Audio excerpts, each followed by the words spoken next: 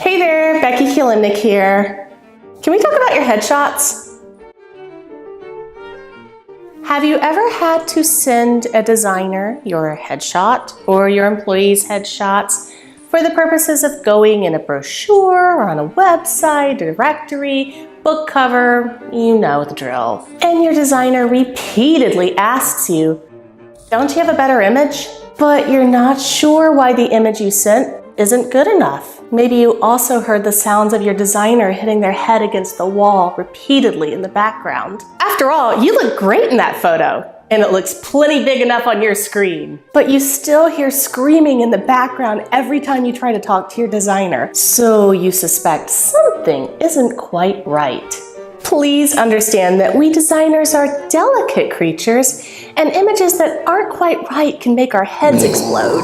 Also, we have our own language, so it can be difficult for us to convey just how much damage that image can do to our psyche. Let me give you a step-by-step guide to creating perfect headshots that will not cause your designer to self-destruct. Step 1. Hire a photographer.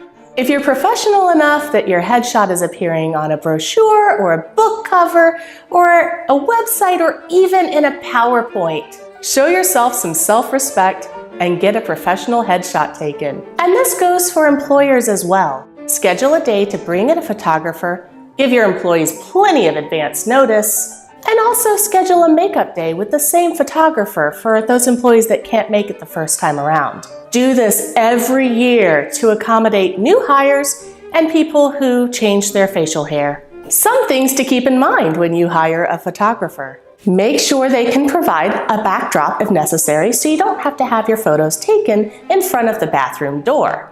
Make sure your photographer brings their own lights. Also, ask them to set up the photography area with a laptop equipped with Lightroom or some similar software so your employees can see their photographs as they're taken and make sure they look okay before they go take off their makeup. Station another person at the photo shoot to serve as assistant and fix people's hair, jewelry, and collars as photos are taken, and to inform anyone if they have spinach in their teeth. Remember, cheaper does not mean better when it comes to hiring a photographer. Whether you are bringing a photographer into your company or taking the initiative to get a headshot taken on your own dime, choose a photographer based on the quality of their previous work, not on the price tag. If you are having your photo taken, whether through your employer or on your own, wear a solid color that you look good in, but try to avoid white, beige, and stripes. Brush your hair and your teeth. Do as I say, not as I do. And do not wear a suit jacket that your cat slept on or ripped to shreds the night before.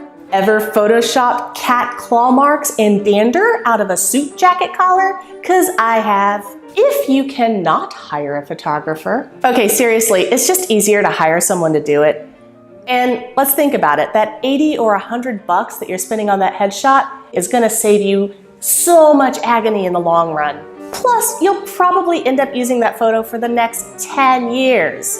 I mean, honestly, how often do we actually change our LinkedIn profiles? But I get it, not everyone has the same values. If you're going a DIY route, get a friend to help. Do not take your headshot as a selfie, even with a selfie stick. Get a friend with a nice camera or even a nice smartphone. And listen to my quick list of do's and don'ts for DIY headshot photography. Do take the photo in adequate lighting, as in during the day. Do stand beside a window or outside if it's overcast. Do take the photo so that the camera is at eye level or slightly above your head. Slightly. Focus the lens on your face and not on the background. And make sure there is plenty of space above your head and below your head, so your designer has a lot to work with. Here are the don'ts. Don't take the photo outside in bright sunlight. While this may sound like a great idea, it creates some really deep shadows and it looks like poopy caca. Don't stand in front of a window because the window will be bright and you will not. That's what you do when you want a silhouette, not a headshot. Don't stand in front of a complicated background. That should be self-evident. Don't take the photo with a flash. Please Please.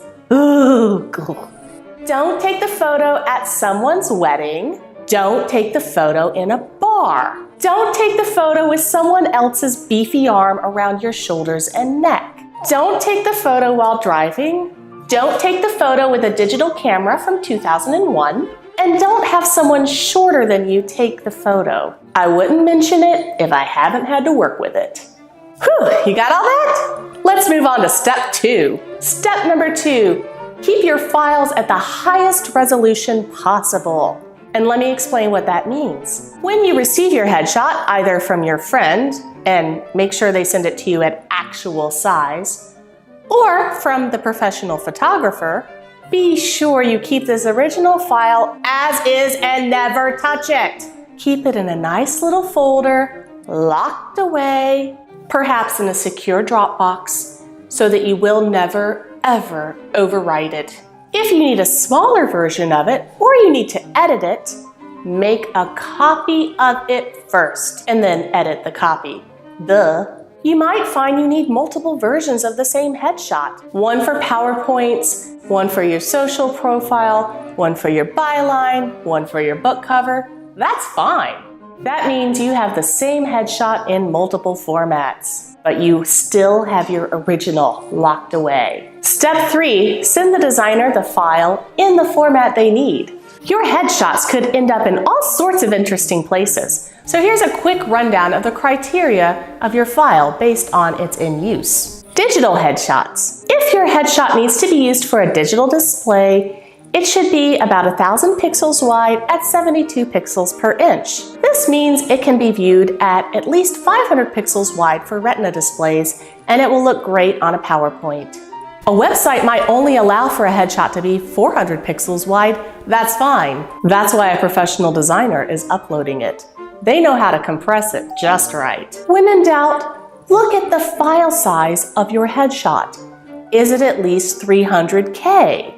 If so, it's probably okay for a digital purpose. And if none of that made any sense, send your designer that original file that you didn't touch. They will be ecstatic. Nothing, I mean nothing, makes me happier than seeing an original image in its original format. Print formats. This is where it gets hard. Well, maybe. Printed images need to have a resolution of 300 pixels per inch at the final printed size. This means the image your designer receives should be the largest image possible. Remember that original image I keep talking about? If your headshot is going in print, always send this original file. Don't try to mess with it or edit it. That's why you hired a designer, right? You can always make an image smaller, but you can't make an image larger. At least not without losing some image quality. Go ahead and send the designer that original file and listen for the happy dance. What happens if you send an image that is too small and you piss your designer off enough that it goes to print anyway? Your headshot will look blurry or grainy or downright pixelated, and it's your headshot. So if that's how you decide you want to present your face to the world, that's on you. I hope this was helpful, both for designers and those of you that have your faces plastered on the things that go out into the world. Now, go out and get some amazing headshots. And for more tips and tricks about design, photography, illustration, and web development, please visit my site at TheConceptSpot.com/blog. If you haven't done so already, please take a moment to subscribe to this channel. You're going to be really glad you did. It sounded lame, but do it anyway. Signing off.